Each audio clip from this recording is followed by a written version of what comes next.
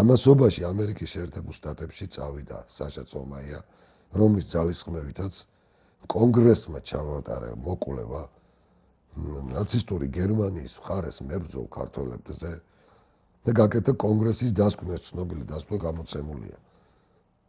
ეს არის ჯორჯტაუნის უნივერსიტეტის კვლევის საფუძველზე, სადაც რა თქმა უნდა სხვა რამდენიმე პირთან და ნომერ პირველ, ასე ვთქვათ, ჩვენების მიმცემად და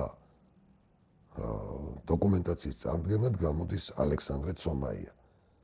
და ამერიკის კონგრესის გადაწყვეტილება არ შეიძლება ქართველი, ვინც იბრძოდა ნაცისტური გერმანიის არმიაში განხილულ იქნეს ნაცისტად, ან გერმანულ სამხედროს, ასე ვთქვათ, საქმის წარმომადგენლად, ყოველი მათგანი უნდა განხილულ იქნეს როგორც ქართველი პატრიოტი მამულიშვილი, რომელთა თვითმიზანიც იყო საქართველოს განთავისუფლება ბოლშევიკური კომუნისტური ოკუპაციისგან.